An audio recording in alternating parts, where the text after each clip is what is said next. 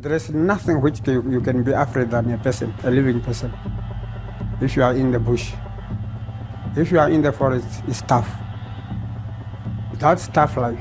A snake or an elephant or a hyena, either a lion, those ones are like dogs to your side. Even you see, if you are fighting for the truth, there is nothing which can disturb you. I'm telling you the truth. There is nothing. A snake can just pass there while you are lying down. Either you are in your trench, and a snake, you will be just passing, either passing nearby you, crossing your legs. You are just quiet. Kijk eens op, wetmensen is net als ons. Man, hoe kom je die bang wees? Ons het AK-47. Als je net die geweer onder die water in zet, dit kan daar wees, hele 10 dagen onder die water. Als je uitkomt, je zal net schieten, dat is het probleem niet. Dat je moet niet naar Moses en dan tiraka. Don't be worried. Ame, omdat je daar is dininga.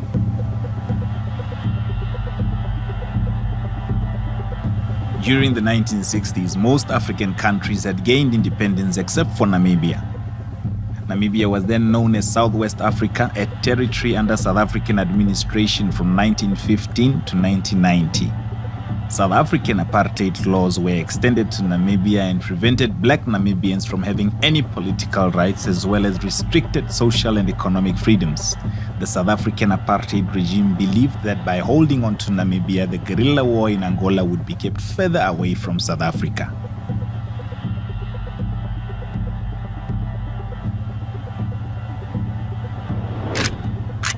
Rahimi Thawakahimithe shot and captured during the liberation struggle. Joas Njulume Ipinge, journalist and a photographer throughout the liberation struggle. Nyalasha Eliasa Elia Haulonjaba, an artillerist commander. Roger Mwanga Mushimbwa, SWAPO's guerrilla warfare militant. John Amapindi, SWAPO's guerrilla warfare military commander. These are some of the pioneers of the Namibian Northern Border War, which provoked the Liberation War for independence. When at war, it's not just about guns blazing and missiles flying. Money also comes into play. Joas Ipinge, who was at the time also chief of logistics, at some point demanded 5,000 rands from SWAPO president Nuyoma for military penetration into the country. Now we were told again, so now we have got to work Kondo Kubango now. So we went now to fight now, again. And that fight, lucky enough, I was there. Communist president, I told him, we are just from the war now. Now again, we go again back this side again, Kondo Kubango again. So, Communist President, I'm the chief of logistics. You have to give me 5,000. There was another man called Kanunga Konjatha. Haiti. Ito duro kupura president di marwa kufuteka. Si atunu ni marwa kandati kuikeneni. Tabari shitiha. Andiri mo Rusia. Janda anduka. Andiri mo Rusia. Nustoka kwe. Nchinga komanda. Ito pima na rekunya. Embrotroditi pa na rekunya. Paifa atu neme ni rosirongoni. Atu farashike. Atu fara iru iso tukatunge nyu gunumbashi. And after building nyu gunumbashi, then tukai kotavi. What we were told. Amaimono ya paifa otopengene 5,000. Upon dia na nwa bandina baba. Hashami chief of logistics. Oshipeng kwara tinda. That ngengi topenge, I will never go there. Then just because that photo is there is the true pen and then they could take a photo already. They are quite a mark with I was a naughty boy. Joas was never short of confidence, as he referred to himself as Moses, the Bible character that freed the Israelites from the Egyptian empire, saying he will do the same if they believe and trust in him. Esse problema, não é bang wees man. De Here is daar. Huh? Kijk eens op, wit mensen net zoals ons. Let, man, hoe kom je die bang wees? Ons het AK-47.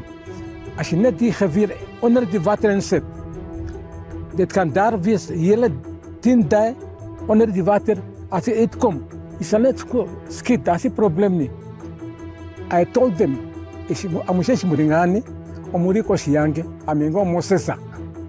Inam tiraka munuju, ask me, I will be given. I'm just going to ask my God. I'm a believer. No, sasa no me, taka kamani shwa tira ndichi. Ino tire fyokaya, fyuka nasha. Charo kwadi kambuye kamya kutua tula. Ka humbi, akaindika ngashike yakasere tangoka.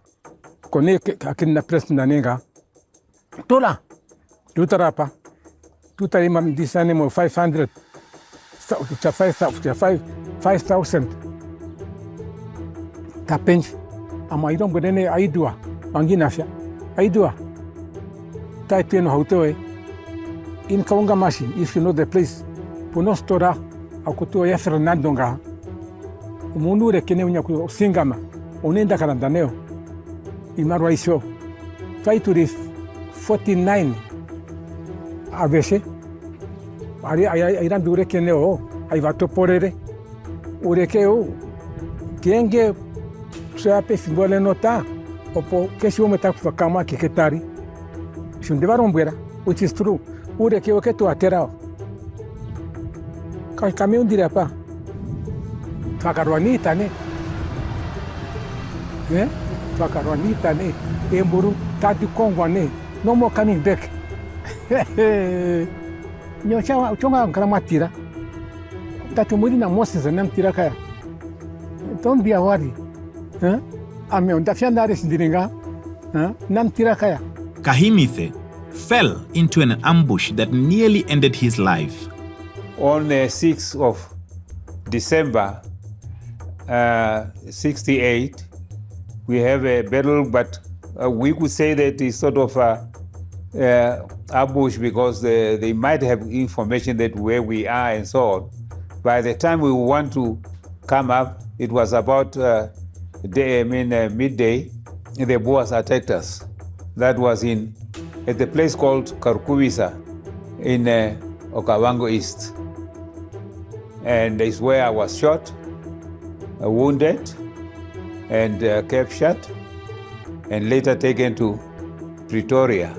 All in all, the Boers were so brutal that some people were sort of employed or whatever as spies and so on. And on their way, that's what we also realized, that these people, we cannot trust them and so on. And as I said, that we ambushed them twice, because when they are following us, we go around, and when we found that the group is not so big, then we ambush them. But again, as we are moving, we started to become a smaller group. And when we came there, when we thought that we were hungry now, we thought we can get some food. But when we talked to one person, the person said that, they are plowing, so we must come a bit later. And we thought, okay, perhaps it's a good idea, because they are plowing, and so they can only not give us food. They are going to give us food when they are together. And by then, they have now information which they send, we don't know how. And we only, the sort of, the area was not even. It was the upper side where we had the cars. When we wake up, by then they have seen us already. So as we thought that let's go this way, if they are following our footprints, we go back and take our guns, and by then they had already seen us, and so they started to encircle us. But by that time we were only two. My friend was in front, and I was behind. So by the time I wanted to take my hand grenade, the Boers have shot me. They shoot me here as I was just like this. They shoot me here. And it went through the shoulder bones. They did not break it, but they break the ribs, and then the blood went out. And the ribs also injured the lungs. After being captured, he was held captive for 2 years. He was arrested more than 18 times throughout the liberation struggle. Is that there at the spot there was a Chiherero speaking policeman, and when they came, he was saying that I am Ismail Kasenda. Ismail Kasenda was a Swana man who was now in the USA. And what I heard was that they thought that how can Ismail Kasenda, a Swana man, should be here today? What's wrong? What are the things and so on? Perhaps that's what we aspire to see. Perhaps that's the reason they did not shoot. And again, shooting was also, according to what we heard, because there was no fighting. They shot me, and the other person with whom I was, he ran away, so there was no fighting. There is no saying that let's finish and something like that. Whether it was that the reason or the reason that these men thought I was Kasenda, the Swana man, that really we don't know. But in Pretoria, a certain Theophilus Haimbondi and Israel Iyambo, who were together there, who were now working with the police, came and said that no, this is not Kasenda, this is Kahimise. We were together there. We sent him to come and fight. But when after captured, they started working with the Boers. Just the same also with because when we were when I was in Pretoria prison, I could hear other people also talking in Oshiwambo, and then I talked to them later when I became a bit healthier, and this when they told me that the person who betrayed our struggle, those who took the Boers to Omgulubashe, was Leonard Castroli Philemon, who was our camp commander and who was supposed to be our leader in Namibia by that time. So that is the situation when the situation was now changing and so on and so on. And even the Boers were trying their different things. Once they wanted also to separate the tribes, to try, because they could say that what are you doing with the Chiwambu, you must not betray, but work with us, not with those Chiwambu group and so on. And you must leave them. And they also, even through beating and all the type of things, that tortured with these electrical things which they were torturing us. And this have made other people also to start and being with the Boers, especially those two people whom I know that. But you can see that because they used to blindfold you, can see people are talking, but we can see that these are people I know, but because they don't want you to see them and to realize whom they are. When I look at the men with whom we were, the men I know that they died for us, for freedom, and that I should also betray that standing to us, to me, was a very insulting thing to do. Due to the depleted number of insurgents, guerrilla tactics were the best method of war for the SWAPO militants. This tactic is popularly trained in Algeria, Egypt, Russia, China, South Korea, and Ghana. At that time, we're using this guerrilla warfare. Yeah, there was no that war of regular. Regular, that means it's face to face. You can even use bayonets and so on. Either you can even use hands, but totally that side, we were just trained to use guerrilla warfare. Guerrilla warfare, you hide yourself somewhere where you can keep yourself. Even an enemy himself, either he can even come and stop on you while you are just hiding. If you decide now that I should knock him down, you can make it. Yeah, you are just hiding yourself. Hiding yourself.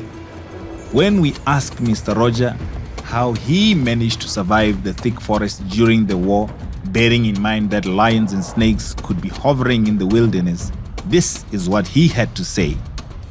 My brother, those ones are not things to be afraid.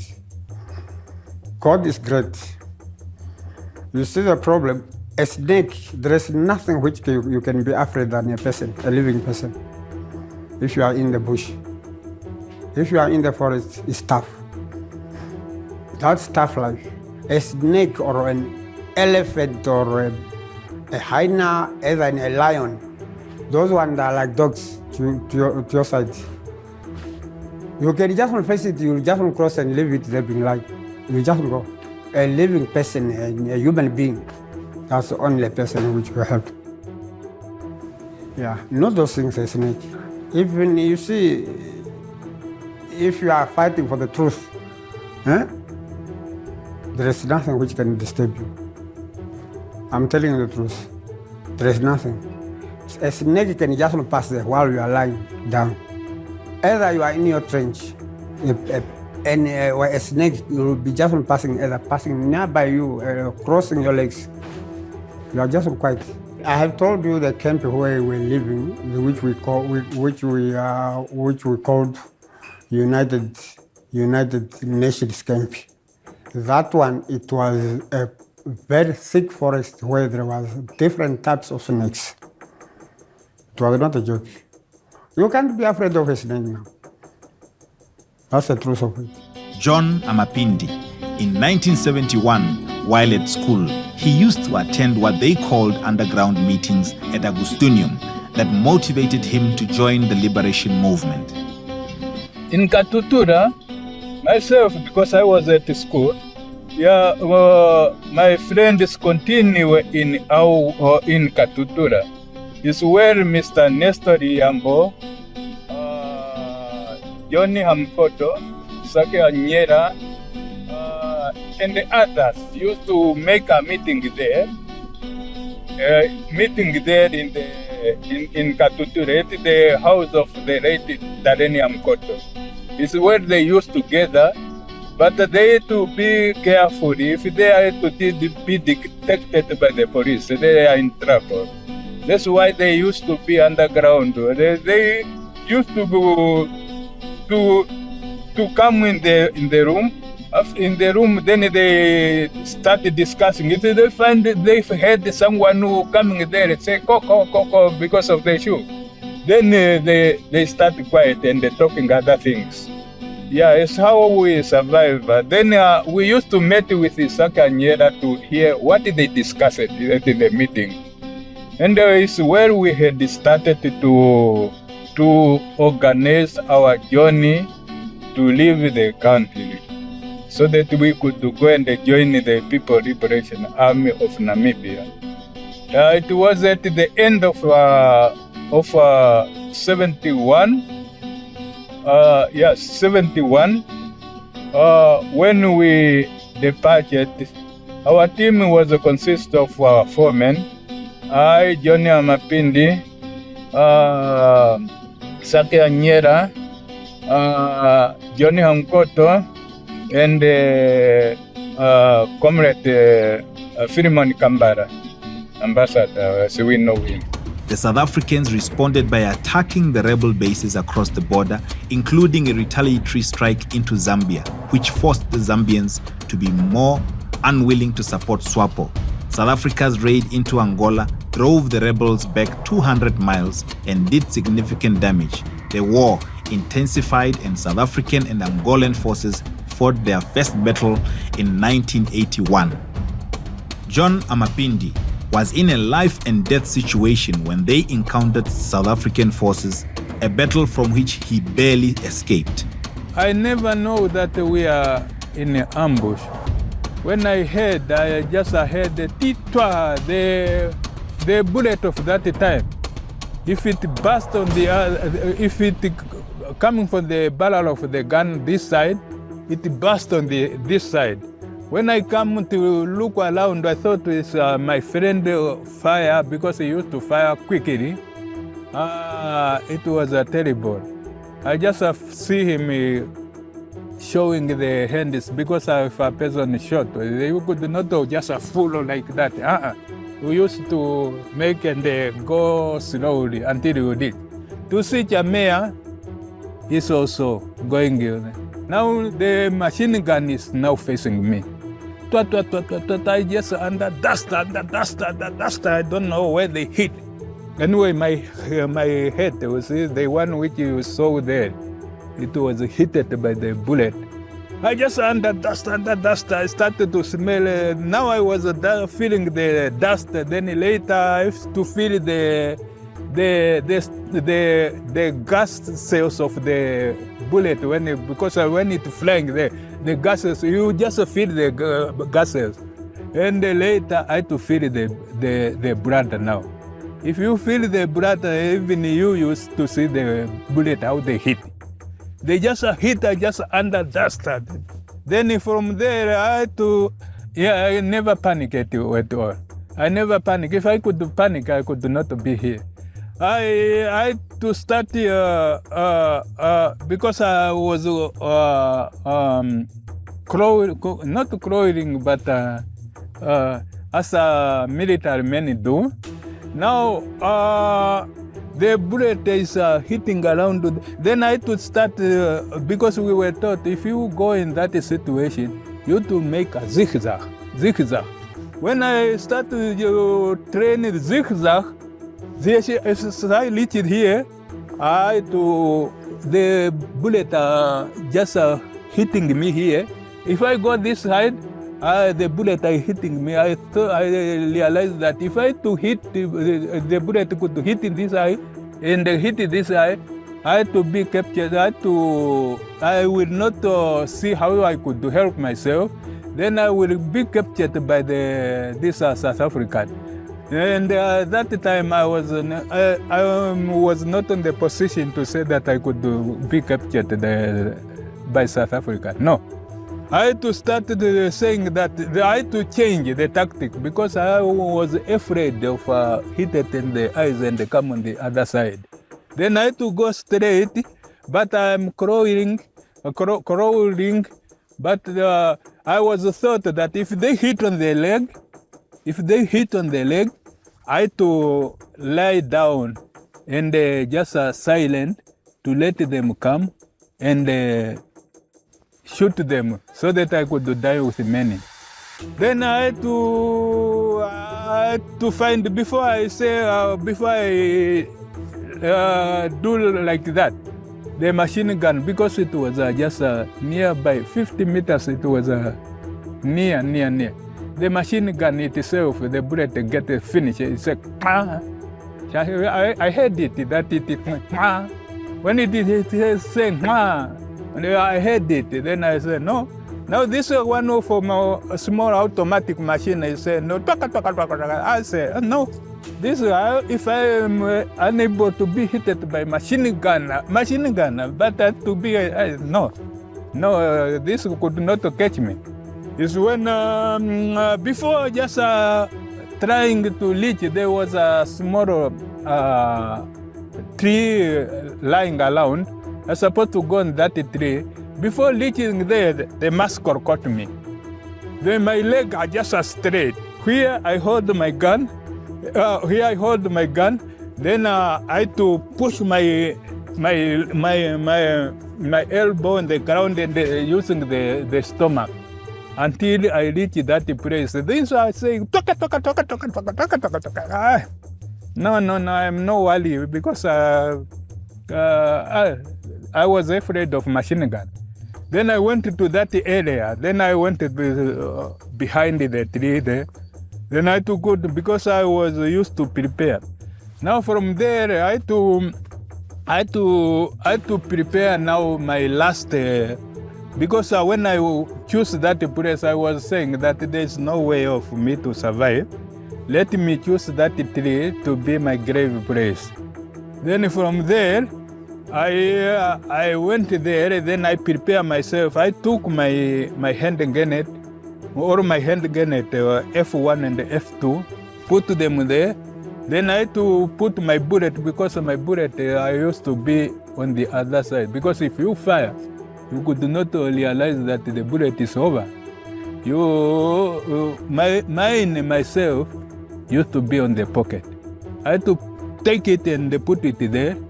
Then they started saying, hula, hula, hula, hula, hula, hula, there.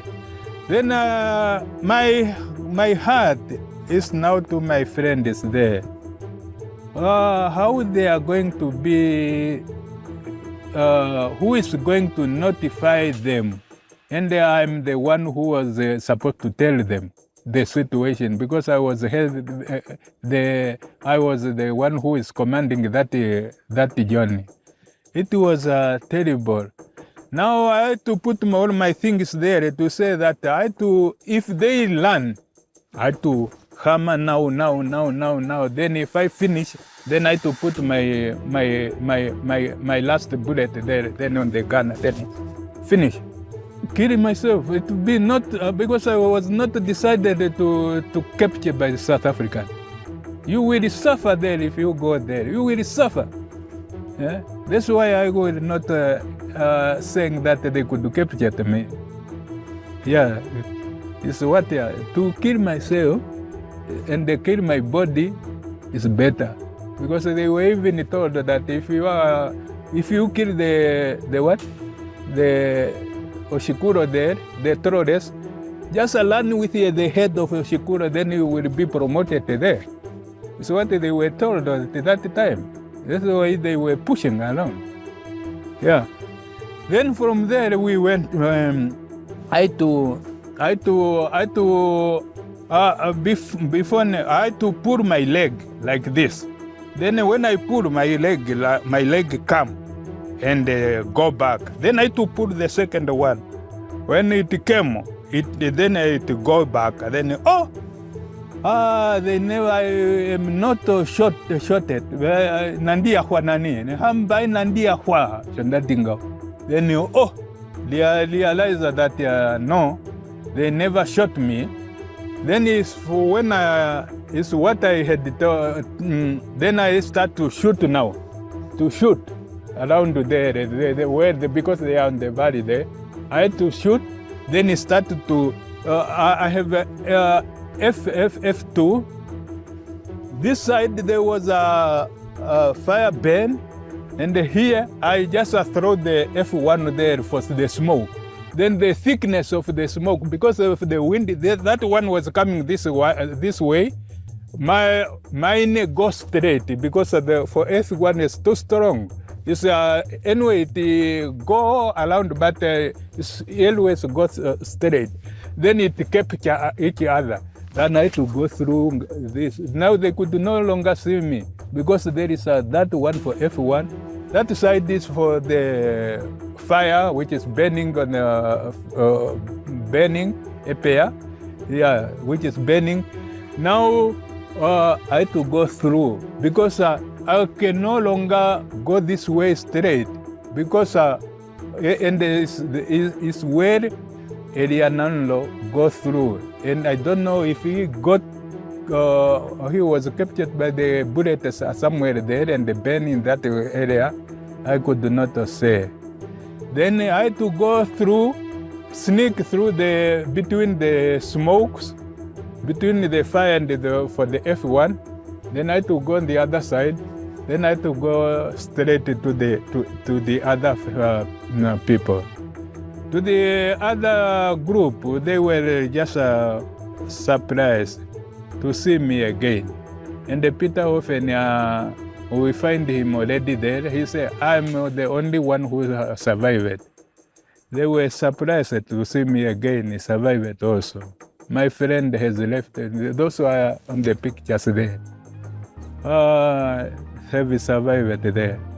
In the end, the brave men and women who stood for the truth and laid their lives down for freedom's sake triumphed. However, Elias Haulonjaba still resents the South African apartheid regime for the massacre they committed and went unreported and unsolved. He believes there is a mass grave underneath Ondangwa Airport, and he seeks justice for the fallen men and women who were killed in the struggle for peace. One of the things which are always paining us, we don't sleep well. We have thousands of people who were killed, massacred in Ondangwa Airport. A story is there. We had information how people were massacred and they were buried in Ondangwa Airport. The Boer started to write with the corresponding, military correspondent, that the majority of people who were captured were dumped in the sea. Yeah, if they are dumped in the sea, what happened in there? Why we don't follow this? South Africa should tell us the name of those people who were killed in Ondangwa Airport. Information that we have that people who were in the Ondangwa Airport is a majority of them, their finger were cut. Some hand were cut. Only few who were having their party they have their party to get there. We were told how, and the day people were killed, they were killed when the UNTAG is already arrived in the window. And we were told that they were shot. They were shot with the machine gun. Then a duck away, and then we were buried there. Simple, because the comrades, they said they refused to cooperate with the Boers. They say, we are not going to work, join Kufut. You captured us in the battle. If you want to kill us, we cannot join you. Only the few who agree to join Kufuta in their camp. Majority of them, they were buried there. But the history is there in Pretoria. We don't know why things are not, why it's not following. And the Boer, they have already mentioned that they had already do it through reconciliation. They have no problem. Security, they will tell who was killed there. Some of those who were killed in the Ondangwa Airport, some were, we heard that they were dumped in the Breckenberg mountain near Swakopmund. The Boer themselves, they said, if you want those remain, go to that mountain. Or we drop everything there, even there belong. Their scaffold, their bones are there on the mountain. Nobody wanted to go there. Nobody wanted to ask South Africa to produce the list of those people. Name. We only every time dreaming. Seeing a colleague, someone who were killed there in firing squad, we know them. But they are not mourned. Their family, they are not mourned. Why? Very simple. Was he just go to South Africa? tell us the story. How many you were captured? They will tell you who are those. They will tell you the name, the village, where are they buried. They will tell you. Just ignore it. We don't know why. We don't sleep. We always dreaming. The colleague, to look, especially when we heard that the majority were cut their finger, the hair. They only survived by others when they were brought food there. Eating, they were just given on mouth. Dressing or going toilet by someone because their hand is cut. We know South Africa was fear that if this thing go to United Nations support, South Africa will be called to the war crime violation, war crime. This is why they decided to kill those people and they buried it and then forget about. On the 8th of August 1988, a ceasefire was agreed upon and announced in Geneva, Switzerland. The United Nations sent a peacekeeping force to monitor the agreement and to help conduct and manage fair elections. In 1989, elections were held and SWAPO won with 57% of the votes, giving them 41 seats in the National Assembly. The opposition party, the Democratic Thunhale Alliance, won 29% with 21 seats. Dr. Sam Nujoma was elected as president of the country, and Namibia had its first multi-party system. On 21 March 1990, Southwest Africa was granted independence as the Republic of Namibia, except for Walvis Bay and the Penguin Islands, which continued to remain under South African rule until 1994. Namibia became independent and celebrated its independence with guests such as the then South African President F.W. de Klerk and the USA and Russian foreign ministers, all present to witness the long-awaited occasion. Ladies and gentlemen, for the Namibian people and for myself, this day, the 21st of March, 1990, is the most memorable and indeed the most emotional moment in the annals of our history. The solemn hour is the moment which our people have been waiting for more than a century. It took 24 years of revolt and warfare for Namibia to gain its independence from South Africa. During the years of revolt and warfare, 1966 to 1990, more than 25,000 Namibian people died. Zulu 34